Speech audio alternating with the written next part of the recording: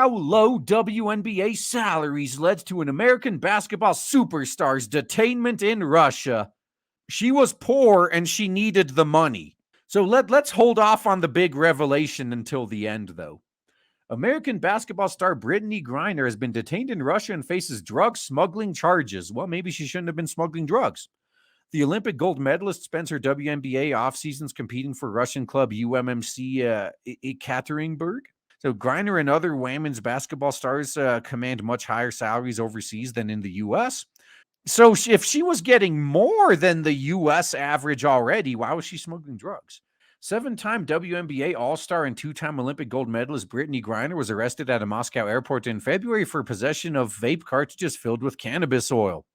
The 6'9" Phoenix Mercury superstar now faces up to 10 years in a Russian prison for large-scale transport of drugs, according to the New York Lies. Griner has already been detained in the country for 3 weeks, according to fellow WNBA player, and given the escalating tensions between the U.S. and Putin's regime, could spend an extended period of time in Russian custody. Well, 10 years, right? The horrifying situation has shaken the American sports landscape to its core, but ironically, the circumstances that led to Griner's arrest could have been avoided entirely had the American market placed a higher value on her talent. The legendary hooper was only in Russia to supplement her income. So this is making it sound like she was basically working for free here in the U.S., right? She doesn't make enough money to get by. She needs to supplement her income, and she needs to supplement it so much that she has to work in Russia while also smuggling drugs. So, wow, she must have been making sub-poverty wages. Hold that thought. We'll get there.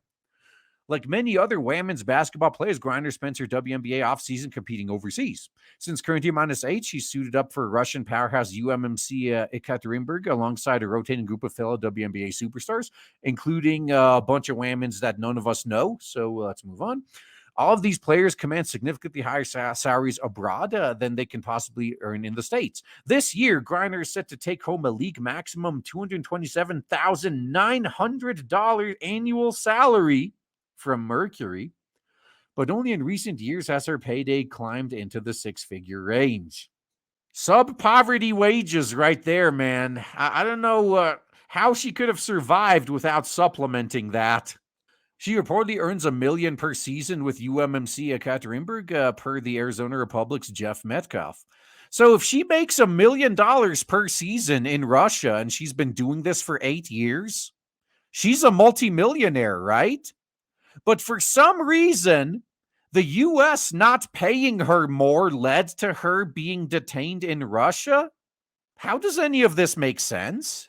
This seems entirely like bad decisions to me, but I guess that's sexist.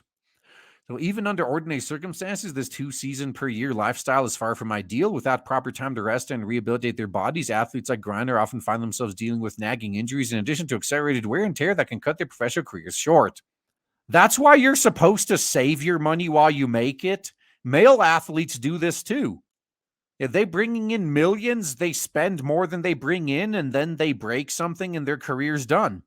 But during moments of the international crisis, like the early days of the pandemic or right now, as Russia wages war in Ukraine, WNBA players taking second jobs overseas became all the more perilous. Thanks to rapidly deteriorating relationships between her home country and her off-season abode, Griner may be a pawn in a fiery feud between two global superpowers. She literally was smuggling drugs. How does this even play into the war between these two superpowers? Now, according to the New York Lies, Griner's arrest could be linked to a Russian effort to create leverage for a potential prisoner exchange with the American government or a reduction in sanctions related to the Ukraine invasion. In the past, the Times' Jonathan Abrams continues in that same article. Russia has been detaining and sentencing American citizens on what U.S. officials often say are trumped-up charges. I sure fucking hope so for her sake, because if she actually was doing what she's accused of, gonna have a rough time. Whether her detainment is connected to a larger geopolitical feud or not, Griner almost certainly wouldn't be in this situation if not for this pay disparity. Okay. So she's been doing this for 8 years already. She should already have like $8 million, right? But then again, wait, wasn't she doing 2 seasons? Or is it like one season in the US, one in Russia, I bet. Okay.